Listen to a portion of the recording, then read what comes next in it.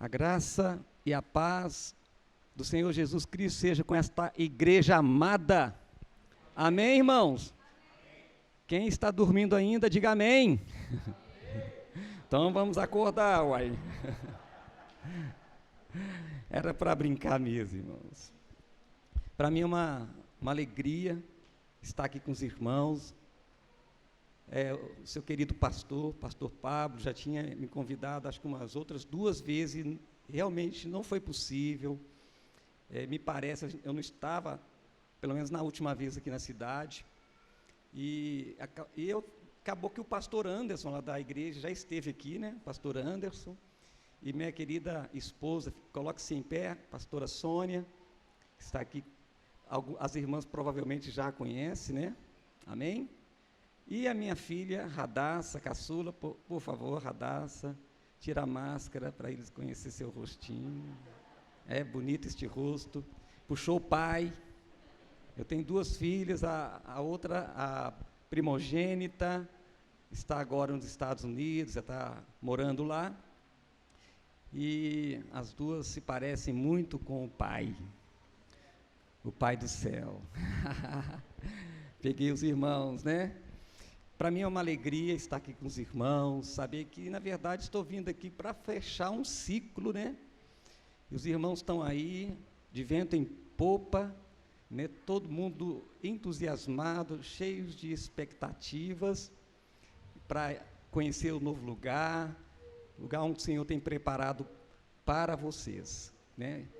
E aprove a Deus a graça infinita dele ter me escolhido para dar essas palavras, né, para o pastor Pablo, e eu fico feliz por isso, né, porque, na verdade, ele falando ali, eu pensei, puxa, isso aconteceu comigo, né, porque no 5º ano, eu fui convidado para voltar para a minha igreja, a igreja que tinha me enviado, de Betim, Belo Horizonte, ali na região de Belo Horizonte, Minas Gerais, e eu tive que tomar uma decisão entre ficar e ir.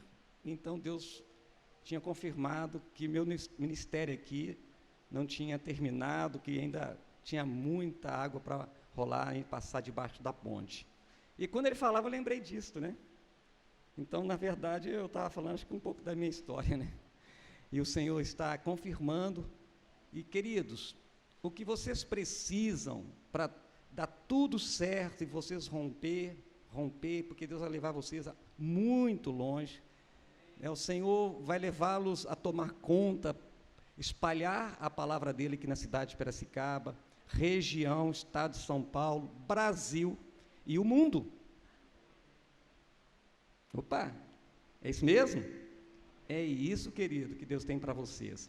E só uma coisinha que vocês precisam para tudo isso acontecer, para que a palavra de Deus possa crescer através deste ministério, Jerusalém, Judéia, Samaria, até os confins da terra, Piracicaba, estado de São Paulo, Brasil, até os confins da terra. Só uma coisa que os irmãos precisam fazer: serem fiéis. Só isso que o Senhor pede da parte de vocês. Sejam fiéis ao chamado dele. Amém? Quero profetizar essa palavra sobre essa igreja, sobre sua vida, pastor Pablo, o ministério da Igreja Presbiteriana Renovada. Amém? Dito isso, eu quero compartilhar uma palavra que Deus pôs no meu coração. Na verdade, essa palavra está ardendo no meu coração, e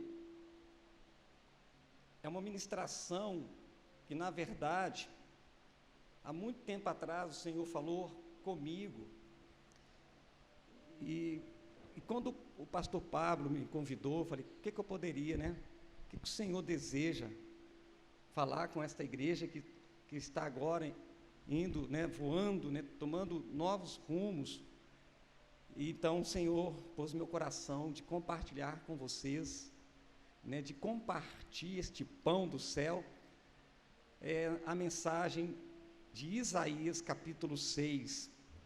Isaías capítulo 6, sei que provavelmente vocês já ouviram a pregação, mas Deus vai fazer coisas novas aqui, amém? Amém. E o tema que eu quero dar para essa ministração, para você guardar aí, profeticamente, que é uma visão celestial. Guarde bem isso aí, tá, pastor Pablo? Uma visão celestial. Quero que você possa tomar esta mensagem em modo assim particular, endereçada para você, mas também como igreja, como corpo de Cristo, que você também possa tomar essa mensagem, uma visão celestial de Deus, para a igreja presbiteriana renovada, para cada família aqui que forma esta igreja, para cada irmão, para o corpo de Cristo, enfim, para esta igreja local, esta visão celestial que Deus tem para vocês, amém, irmãos? Eu vou ler com vocês aqui, a minha tradução, acho que os irmãos estão colocando lá, eu não sei se tem, eu vou ler aqui na revista, Almeida Revista Atualizada, se tiver, você tem aí em cima, tem? Os irmãos lá, como é que o irmão chama?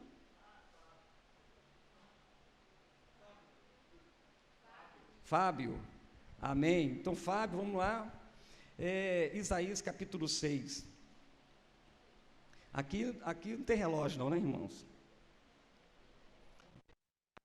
Aqui, né? Vou arredar um pouquinho para trás, que pode? Que vai, né? Eu ver o chão lá, à direita. Lá na igreja, toda vez que eu pregar, eu afasto o púlpito um pouquinho, né? Então vamos ver a visão que Deus deu a seu servo Isaías. Isaías 6, versículo 1. No ano da morte do rei Uzias, eu vi o Senhor assentado sobre um alto e sublime trono, e as abas de suas vestes enchiam o templo. Serafins estavam por cima dele, cada um tinha 6 asas, com 2 cobria o rosto, com 2 cobria os pés, e com 2 voava, e clamavam uns para os outros, dizendo: Santo, Santo, Santo é o Senhor dos exércitos, toda a terra está cheia da sua glória.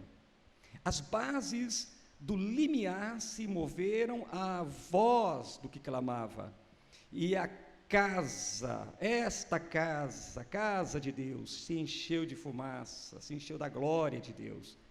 Então disse eu, agora a visão volta-se para dentro, né? O profeta olha para si, ele diz: ai de mim,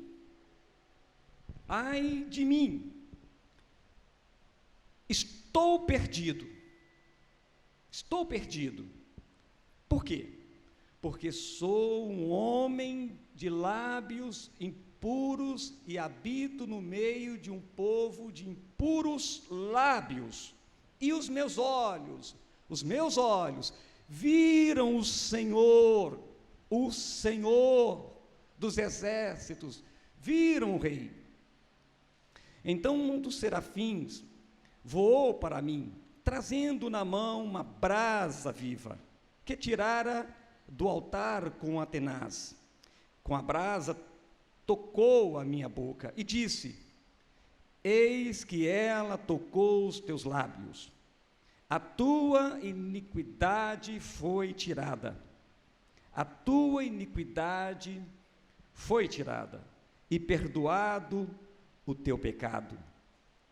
Depois disto, ouvi a voz do Senhor, que dizia: a quem enviarei? E quem há de ir por nós? Disse o profeta, disse Isaías: eis-me aqui, Senhor, envia-me a mim. Que palavra tremenda. Já poderíamos ter parado por aqui, né? Eu quero convidar o cantor cristão, eu não perguntei o nome do irmão, Natanael, pai do Benjamin. É Benjamin ou Benjamin? Garoto de 6 anos. Ele primiciou aqui, começou a sua carreira agora, né, com essa idade, mas o menino é bonito mesmo, né? O menino é bonito. Eita, menino bonito, hein? Puxou o pai, né? Realmente. Querido, eu chamei o Natanael. E nós vamos aqui pela graça infinita de Deus. Eu estou lembrando aqui lá, e dos 40 anos para trás aí, que a gente às vezes ia querer cantar e a gente não tinha preparado direito. Irmãos, vocês fecham os olhos. Acho que os irmãos não são nessa época não, né? Os irmãos fecham os olhos, nós vamos cantar. Eu cheguei aqui, peguei o Natanael de surpresa, eu ia fazer sem instrumentos, mas a gente vai tentar com instrumentos. Então você dá um tom para mim, é assim que fala, né? Dá um tom. Eu quero cantar isso aqui porque são os 3 primeiros versículos aqui que nós lemos. Irmãos, eu quero dividir essa palavra em 3 partes.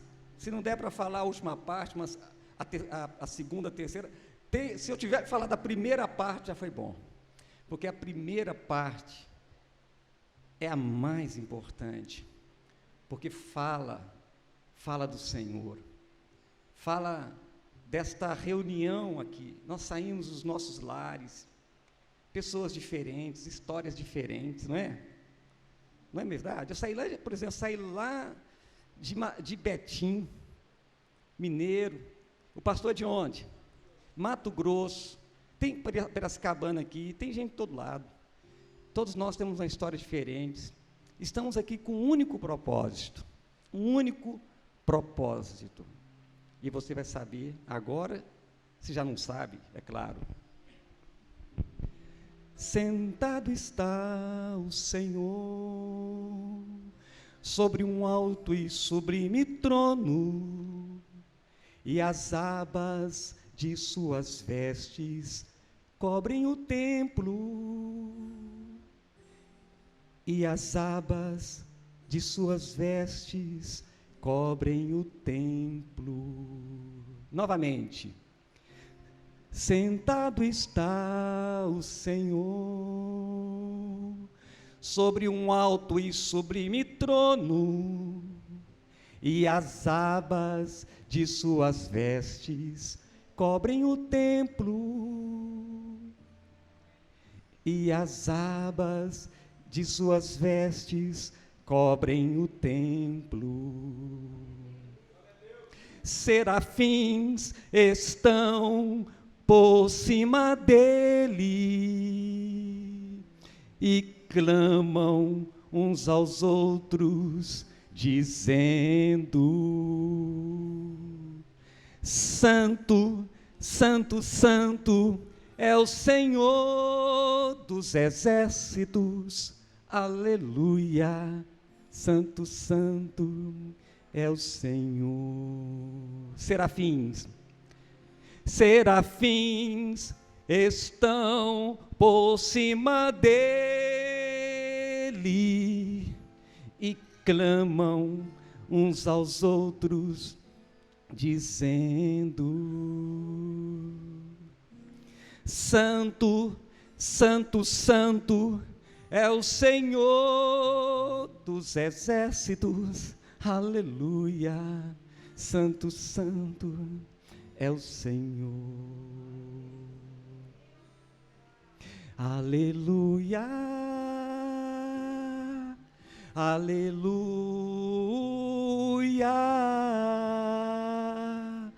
E toda a terra se enche da sua glória, aleluia, aleluia. E esta igreja se enche da sua glória, aleluia, aleluia.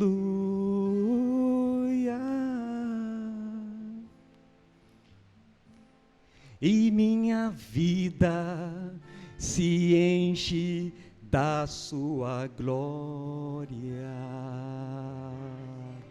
aleluia.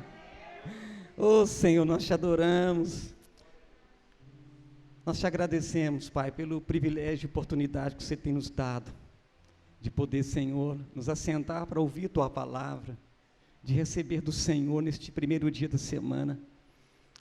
Estamos aqui, Senhor, para entregar as primícias de tudo que temos, de tudo que somos. O Senhor merece os primeiros frutos, e nós entregamos a Ti, Senhor, os primeiros frutos dessa semana. Amém. Amém, igreja? Glória a Deus. Quem está acordado, diga amém. Amados, no ano da morte do rei Uzias, diz o profeta, eu vi o Senhor. Queridos, esta primeira frase, essa abertura aqui, já diz muita coisa. É uma informação muito importante. O profeta deixa bem claro aqui a morte de um rei muito poderoso, muito conhecido. Uzias tinha feito uma obra de reforma social, religiosa, política. Ele realmente, quando você estuda, né, a história deste rei, ele reinou dos 52 anos sobre Judá, é algo maravilhoso. Lá no finalzinho, né, lá no finalzinho ele faz uma coisa que não é legal, mas Deus trata ele, né, mas a vida deste homem, ele passou a vida toda buscando agradar a Deus, e as primeiras reformas foram reformas que levou o povo para mais perto de Deus. O povo deixou ali a idolatria e se aproximou de Deus, começaram a buscar os caminhos do Senhor. Em todas as áreas e aspectos da nação, né, a nação foi abençoada, porque quando sempre levantava um rei que seguia os caminhos do Senhor, Deus abençoava aquela nação. Mas quando se levantava um rei que desviava do caminho do Senhor, então o povo sofria. É o que a palavra de Deus diz. Amém? E este povo passou muito tempo usufruindo das bênçãos, mas o profeta começa com um tom de luto, um tom meio que de lamento, dizendo, no ano da morte do rei Uzias, por volta do ano 740 a.C., ele começa com esse tom de luto. A nação estava já enlutada há algum tempo.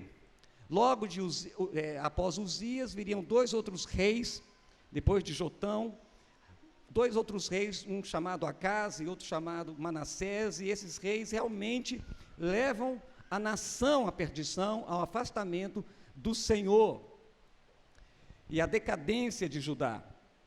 Mas, querido, Judá então agora enfrentava, com a morte deste rei, enfrentava problemas na questão social. A gente vê o profeta profetizando um pouco antes, no capítulo 5, ele profetiza, ele desfere aqui 6 ais. O primeiro no versículo 8, ele fala, ai dos que ajuntam casa a casa, reúnem campo a campo, até que não haja mais lugar, e ficam como únicos moradores no meio da terra. Ganância, ele se levanta contra os gananciosos. O outro ai que ele coloca aqui, contra a nação, é o versículo 11, ai dos que se levantam pela manhã e seguem a bebedice, e continuam até a alta noite, até que o vinho os esquenta. Aqui fala das pessoas com problema com bebidas alcoólicas. Eu não sei como é que eu poderia dizer, mas essas pessoas viciadas no álcool. E ele então diz um ai para este tipo de pessoa também. O terceiro ai se encontra no versículo 18. Ai dos que puxam para si a iniquidade com cordas de injustiça, e o pecado como com tirantes de carro. Ele está falando daquelas pessoas que elas formulam leis, que elas intencionalmente praticam coisas que são injustiças. Então ele se levanta contra essas pessoas. O outro ai está no versículo 20. Ai dos que ao mal chamam bem e ao bem mal, que fazem da escuridade luz e da luz escuridade. Põe o amargo por mel, por doce, e o doce por amargo. Aqui ele está falando das questões da imoralidade, né, entre o povo, das perversões, de chamar aquilo que é mal de bem, aquilo que é doce de amargo. Inversão de valores. Nós temos visto isso muito, infelizmente, no Brasil. Então, ele fala contra essa questão da imoralidade. O quinto ai vai no versículo 21, ai dos que são sábios a seus próprios olhos e prudentes em seu próprio conceito. Ele agora desfere um ai contra os soberbos, os orgulhosos, os arrogantes desta nação. E o último é o versículo 22, que diz: ai dos que são heróis para beber vinho e valentes, para misturar bebida forte. Aqui fala das pessoas que são farristas, festeiras, que não estão nem aí. Então você percebe que a nação, ela, depois da queda ou da morte, aliás, do rei Uzias, ela se aprofunda nessas perversões, nessas imoralidades, ela se afasta de Deus. E com isso outros problemas, né, que a gente vê, o povo se afastou do Senhor.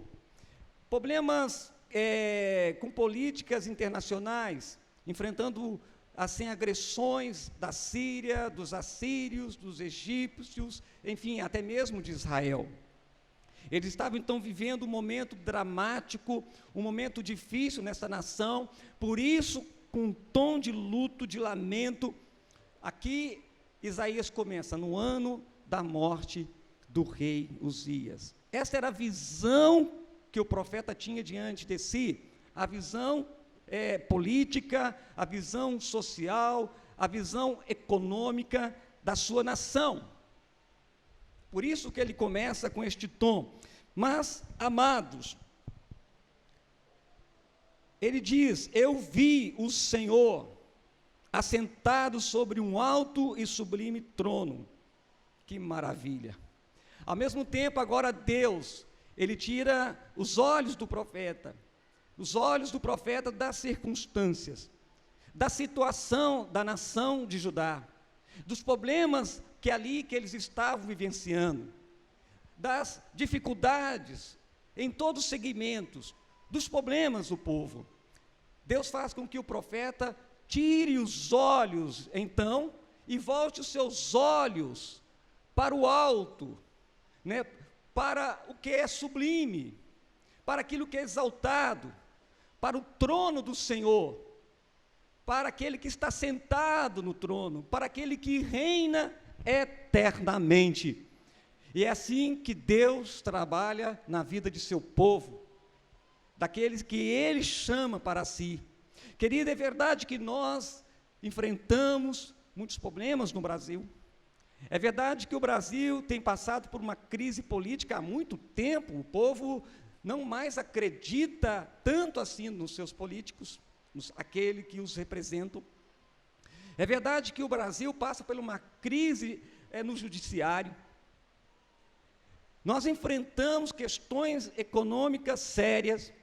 Estamos ainda bem, não vou falar no meio da pandemia, né? Mas estamos passando por uma pandemia que nós nunca vimos antes, não é verdade? Nós estamos realmente cercados por todos os lados, mas Deus, como o profeta Isaías, Ele nos chama para uma visão celestial, uma visão do alto, para ter um encontro com Ele, uma visão para o Senhor. É neste tempo que Deus tem levantado, e eu vejo, né, que mesmo em tudo isso, esta igreja está caminhando, está rompendo, porque os seus olhos, eu acredito, irmãos, estão postos no Senhor. No Senhor. Paulo, escrevendo aos crentes da cidade de Colossos, os colossenses, no capítulo 3, ele fala para eles olharem para o alto, para não olhar para as coisas deste mundo, para não se perturbarem com este mundo, com a confusão que este mundo está, com a desinformação que este mundo está. Querido, nenhum dos poderosos dos nossos dias não tem podido fazer nada. Por isso a nossa confiança deve estar no Senhor, por isso a confiança dessa igreja deve estar no Senhor, por isso a sua confiança deve estar no Senhor. Deus está chamando você para ver aquele que está sentado, reinando, no controle da história da humanidade. no controle da história da igreja e principalmente no controle da sua vida. Deus não perdeu o controle, Deus, Ele não foi pego de surpresa, Deus não tem o segundo plano, que é o plano B, não! Antes da fundação do mundo, aquilo que Deus planejou está no script do plano dEle. Diga amém. Amém. Diga, minha vida está no controle do Senhor. Diga, minha vida não está desgovernada. Eu vi o Senhor sentado, essa manifestação da glória. Deus, quando Isaías, ele caminhava ali no recinto, ou nos recintos do templo, ele então foi levado a ver a glória do Senhor, ele assentado no seu trono. Uma mensagem de esperança, uma mensagem de encorajamento, e é isso que Deus está fazendo comigo e com você, amém? As abas de suas vestes enchiam o templo. Querido, tente visualizar, lá no céu, o trono do Senhor, Ele é sentado na sua majestade, no seu poder, e agora Ele está em pé, e você vê o manto, as roupas, as vestes, multicoloridas, e a cauda, né, como a noiva às vezes tem aquela, não sei se chama cauda, né, e aquela grande cauda, aquele manto que mostra a infinita majestade dele, a cauda, este manto, a tradução é a infinita majestade de Deus, é uma visão vislumbrante, deslumbrante, maravilhosa. E esta é a visão que ele está recebendo, é o encontro, eu gosto de dizer, é o encontro que ele está tendo com o seu Senhor, com o seu Deus. E os serafins, então, começam a voar por ali, ao redor da majestade daquele trono, daquele que está sentado no trono. A Bíblia diz que eles tinham 6 asas, com 2 eles cobriam o rosto, ou seja, reverência a Deus, temor. A Bíblia diz que o princípio do temor, né, o princípio da sabedoria é o temor a Deus. Um homem ou uma mulher que teme a Deus, ele pensará 1000 vezes antes de fazer uma besteira, ele pensará 2 vezes antes de pecar, porque ele teme a Deus, ele quer agradar o seu Deus, ele vive para o seu Deus, para o louvor da glória do Senhor.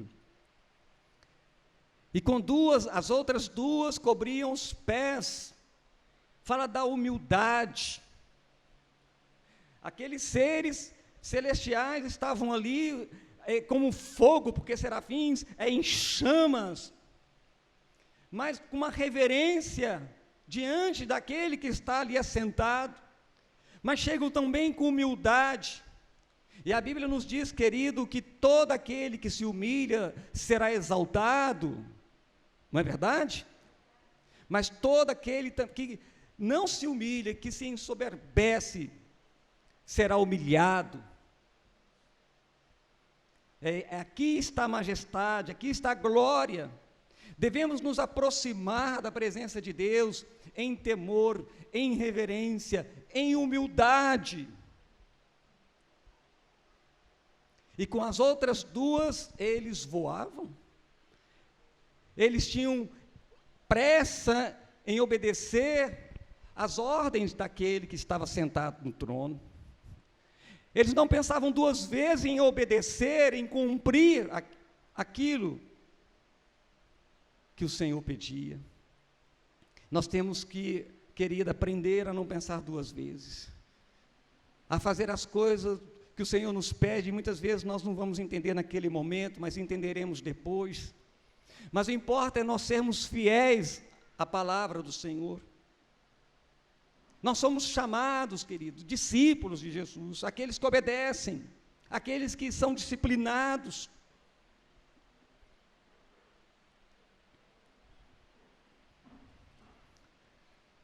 Glória a Deus. E clamavam uns aos outros, dizendo: Santo, Santo, Santo, Santo, Santo, Santo é o Senhor dos exércitos. Eu imagino que os serafins estavam tão maravilhados com a presença do rei, que eles se voltaram um para os outros, e começaram a clamar, a cantar: Santo, Santo, Santo é o Senhor dos exércitos. A sua glória enche a terra, a sua glória enche a igreja presbiteriana renovada, a sua glória enche a minha vida, a sua vida, queridos. Toda a terra, os céus e debaixo dos céus. Querido, que maravilha.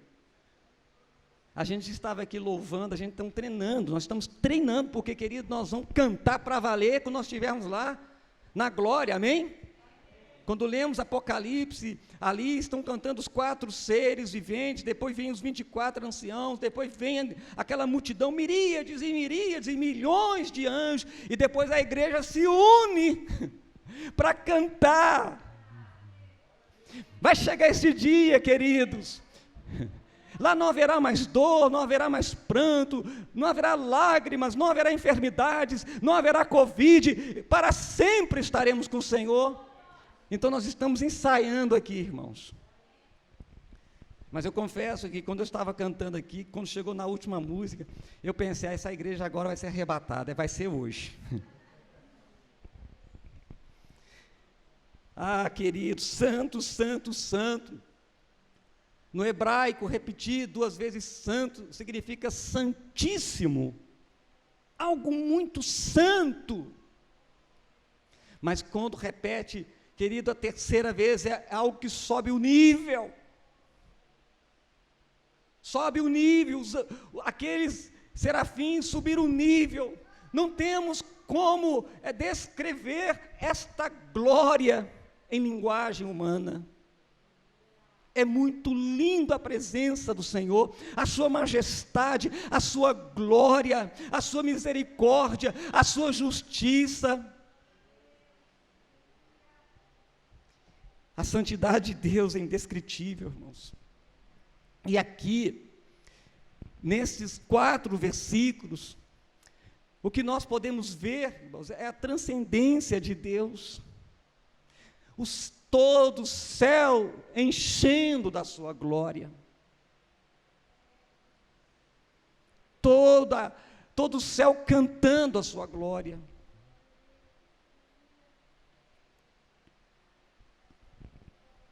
E aqui no final do versículo 3, esse versículo 3 faz justiça, porque até na metade do versículo 3, nós estamos vendo a transcendência de Deus. Ele é muito grande, Ele é muito alto, Ele é muito poderoso. Ele está, os céus, irmãos, é parte da sua glória, daquilo que Ele construiu, daquilo que Ele fez, e que revelam ou refletem um pouco dessa soberania de Deus. Não dá para falar. Mas aqui na segunda parte, e toda a terra está cheia da sua glória. Agora se volta para a terra também. A verdade é que aqui no original, a inteireza da terra é a glória, é a sua glória. A completude da terra, toda a terra, é a extensão da sua glória. Deus é muito grande, irmãos. Ou seja, aqui nós estamos vendo a imanência. Ele está dizendo para Isaías: está vendo tudo isso, Isaías? Mas eu quero dizer que eu sou tudo isso, mas estou aqui com você. É verdade que Uzias morreu, E todos os poderosos, os melhores vão morrer, os piores vão morrer. Tem o dia da morte deles, tem o dia do luto, mas eu sou um rei que vive eternamente para sempre. É verdade, Isaías, que às vezes vão levantar aqueles que vão fazer coisas extraordinárias, maravilhosas, tantas justiças. O povo vai sentir saudade porque tem um dia marcado, um dia de luto, mas eu sou o rei que reina eternamente para sempre. Amém? Não tem luto com Deus, irmãos? Não tem luto com Deus? E o versículo 5, então, disse eu, depois ele vê toda a glória, o resplendor, essa visão que eu chamo a visão do alto, a visão do Altíssimo, a visão celestial, a visão da glória de Deus, da transcendência, do Todo-Poderoso. Agora o profeta está pronto para ter outro tipo de visão. A visão de profundidade, a visão de profundidade de dentro dele. Ele pôde olhar para ele e ver exatamente quem ele era. E ele diz então, qual que é a visão que o profeta tem quando ele olha para si mesmo? O versículo 5, então disse eu, ai de mim, estou perdido. Estou perdido. Vocês lembram que ele desferiu 6 ais, porque ele via o que estava acontecendo na sua nação, que o povo tinha se desviado dos caminhos do Senhor, e ido após a ídolos.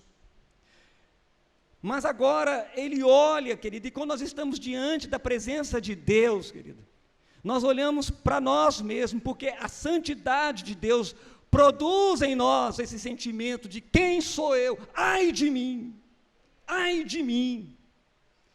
Nós precisamos, querido, voltar a ter aquele sentimento que quando nós estamos diante da presença do Senhor, quando a glória do Senhor está ali, nós temos que ter aquele sentimento, esse mesmo sentimento, ai de mim, eu estou perdido, estou perecendo. É a mesma visão celestial que Moisés teve, e logo depois ele pensou, estou morto, não vou sobreviver. Que o pai de Sansão teve, que a mãe de Sansão teve. Eu vi o Senhor, estou perdido.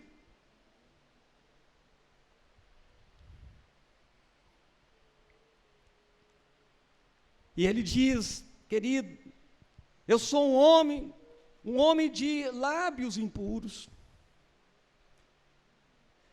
Olha, nós estamos diante de um homem servindo a Deus, fielmente, pregando a palavra, exercendo o chamado dele. Mas agora ele diz, eu tenho lábios impuros. A questão, querido, muitas vezes que nós pregamos as injustiças, nós pregamos que pecado é roubar, que pecado é matar, que pecado é adulterar, e é verdade, mas isso aí são as consequências, são as injustiças. Paulo fala, querido, que nós devemos voltar a falar da impiedade que vem antes da injustiça, quando lemos Romanos capítulo 1. E a impiedade, querido, quando a gente fala de o contrário, no positivo, o antônimo, que é piedade. Paulo fala em suas cartas, se aquele que quer viver em piedade, ele vai sofrer muito, vai passar por muito sofrimento, por muitas perseguições. Quem quer viver piedosamente, viver piedosamente é viver fazendo a vontade do Senhor, é ser fiel à palavra do Senhor, não arredar 1 milímetro, nem para a esquerda e nem para a direita. Viver piedosamente, no mundo hostil. Mas quando nós, querido, vivemos, impiedosamente, quando estamos com o nosso coração infiel, nós começamos a praticar as injustiças. O problema é que falamos muito das consequências e não da causa. Porque, querido, quando nós vivemos impiedosamente, deixamos de cumprir o propósito para o qual eu e você fomos chamados. Fomos chamados para adorar a Deus, para fazer essa função que os serafins estão fazendo, porque o único que não está cantando aqui é os lábios do profeta. O único que não está adorando o Senhor é o profeta. E, querido, a posição do profeta aqui, que ele descobre: eu sou um pecador. E nós nos identificamos com a posição dele, porque quando estamos diante da santidade de Deus, é isso que nós sentimos.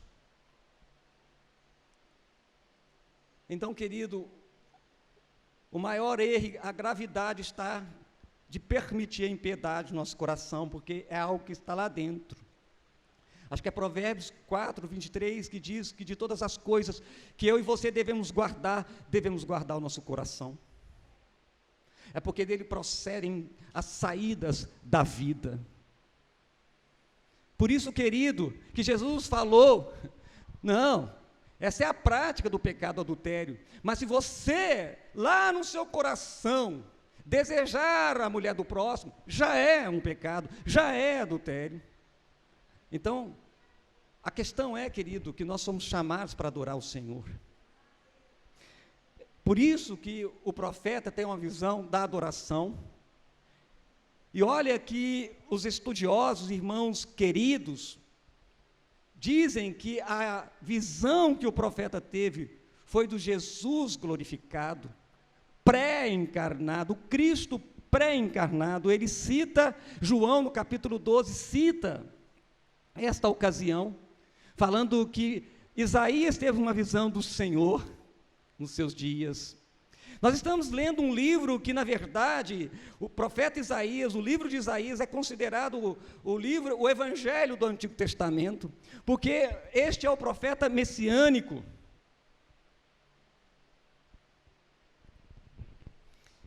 Então, a situação de Isaías reflete a condição de todos nós. É assim que nós deveríamos sentir quando a glória do Senhor tomar o lugar. E ele não fala, ai, meus olhos viram rei. E o versículo 6,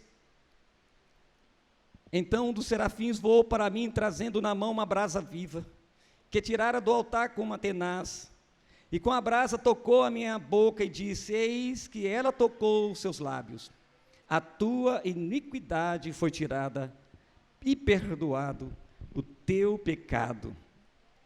Essa brasa viva, esse carvão, na verdade, os irmãos vão lembrar, os irmãos aqui gostam de churrasco? Hoje comeram churrasco, né? Então, vocês certamente prepararam lá aquele carvão, compraram, né? Um carvão de melhor qualidade, é claro. Mas o que é o carvão se ele não é uma brasa? Sem a chama, sem o fogo. Então, vocês precisaram fazer ali, né, com que eles se tornassem uma brasa viva.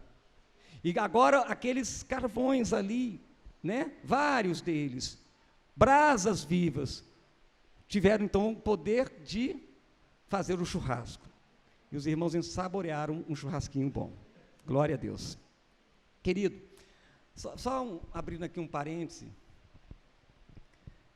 você sabe que a igreja é algo muito importante. A igreja foi gerada por Deus. E as portas do inferno não prevalecerão contra ela por causa disto. Amém? Mas uma coisa que muitas vezes alguns cristãos não sabem, que a igreja, já que ela foi gerada por Deus, não tem como eu viver fora deste projeto de Deus. Para eu ser um cristão cheio do Espírito Santo e realizar a obra de Deus, edificando o corpo de Cristo e pregando o Evangelho, eu preciso fazer parte do corpo. E muitos cristãos, às vezes, não dão muito valor a isso. A igreja, irmãos, uma das referências que Jesus deu, né, que falou que a igreja é uma família. Olha para essa pessoa do seu lado. É seu irmão ou irmã. Não pela vontade da carne, não pela vontade do sangue, não pela vontade dos homens, mas pela vontade de Deus. Agora, esse irmão aí, ele vai passar toda uma eternidade com você. coisa que na família natural é só para este tempo. Então, dê valor ao seu irmão, à sua igreja. E eu digo sempre que, quando você tira uma brasa viva do braseiro e coloca ele fora, aquela brasa, ela vai ficando, ela vai esfriando, vai perdendo as chamas e vira um carvão novamente. Querido, a igreja, uma coisa maravilhosa, é que até a volta de Jesus, nós precisamos estar juntos como brasas. Não fique, nem pense em ficar fora do braseiro. Não pense, tire esse dia, já que é o domingo, irmãos. Não abra mão do seu domingo, já que é o primeiro dia de semana, entregue o seu melhor para Deus, suas primícias. Não negocie nada. Não abra mão do culto, porque aqui a presença manifesta de Deus está aqui. Há uma bênção específica neste momento.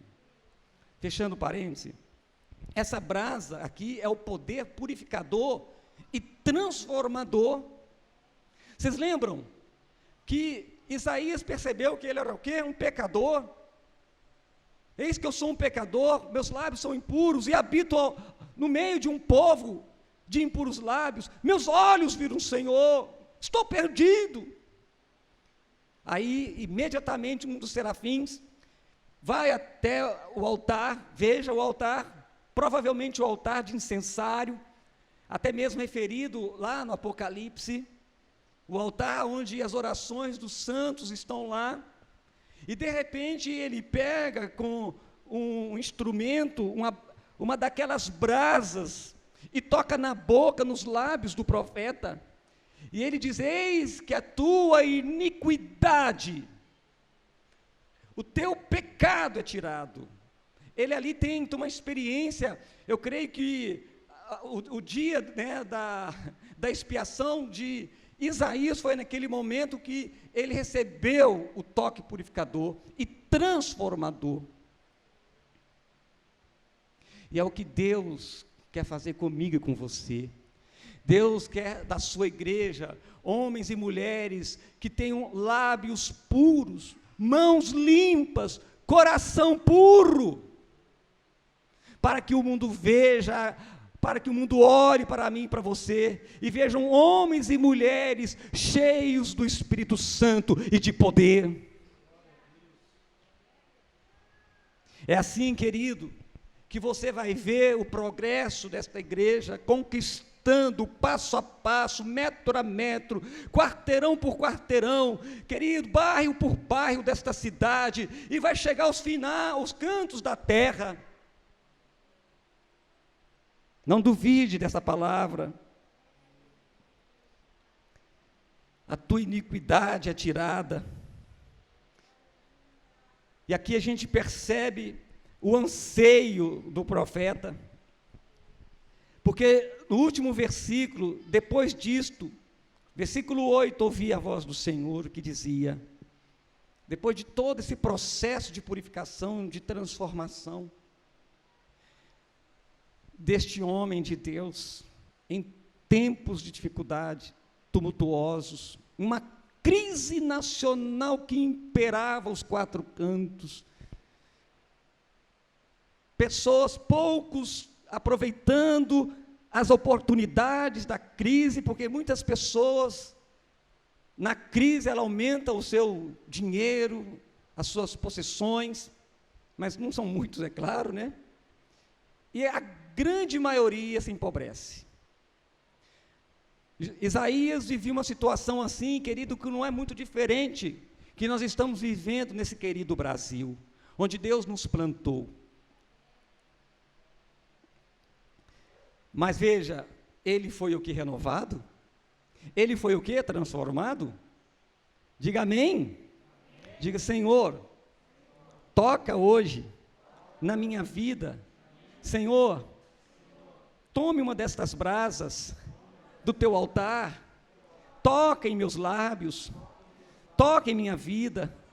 Diga: purifica a minha vida, transforma a minha vida. Eu quero ver isso, Senhor. Depois disso, ouvi a voz do Senhor, aí Deus veio falar. Veja que neste momento ele está ainda, querido, vendo a glória de Deus. Agora ele ora, ele tem uma visão de profundidade. Ele vê a sua própria iniquidade, a angústia do seu coração. Mas, querido, ele também percebe que ao redor dele, muitas pessoas estão assim como ele. Mas é interessante que aqui ele tem uma visão, nesse versículo 8, depois disso ouvi a voz do Senhor. Agora não é uma voz de um serafim, de um anjo, é a voz do Senhor, que dizia: a quem enviarei? Quem há de por nós? Quem há de por nós? Eu vejo aqui, Spurgeon disse que é uma voz do lamento divino. É como que Deus procurando na nação um atalaia, um homem que se coloca na brecha, uma mulher que se coloca na brecha, à disposição de fazer coisas poderosas em nome dEle. Há uma voz de lamento que parte do trono da graça de Deus nesta noite, perguntando: quem há de ir por nós? Alguns homens de Deus dizem que aqui pode-se dizer a trindade ali, o Pai, o Filho, o Espírito Santo conversando. Veja a nação de Judá como está, veja o mundo como está, veja como Piracicaba está. A quem enviaremos? Quem há de ir por nós?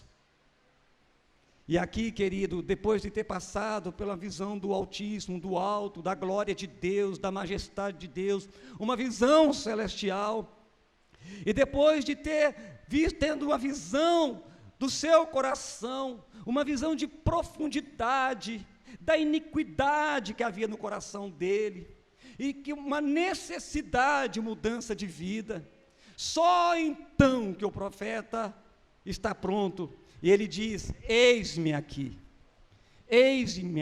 envia-me a mim.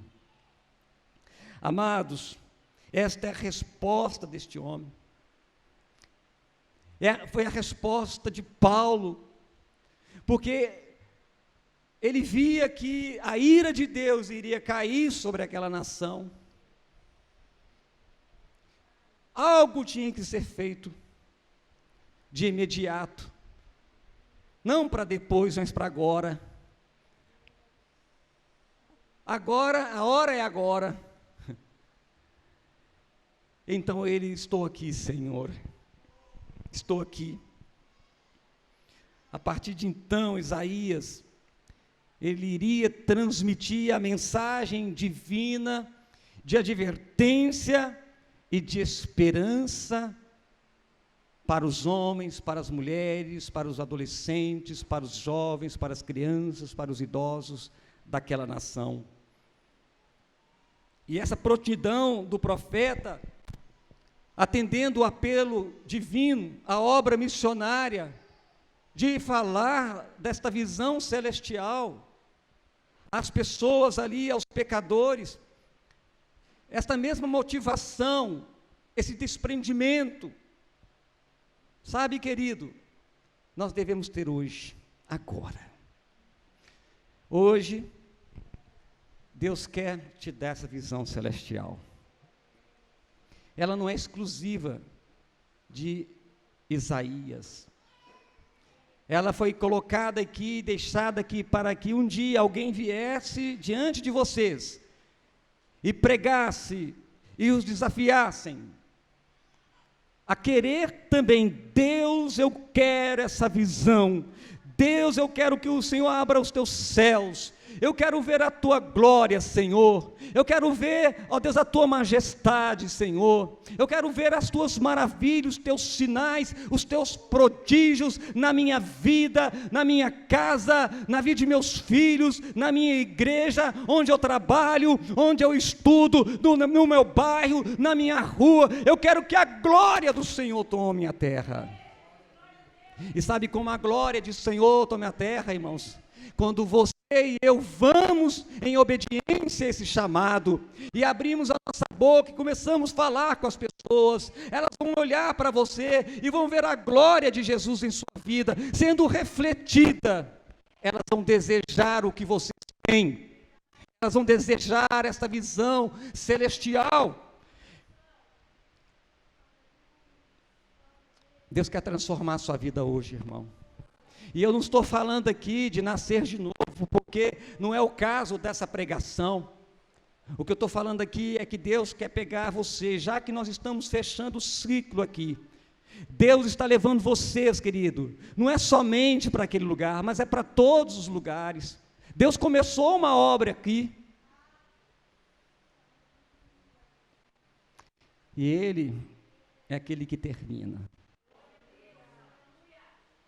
Feche os seus olhos neste momento.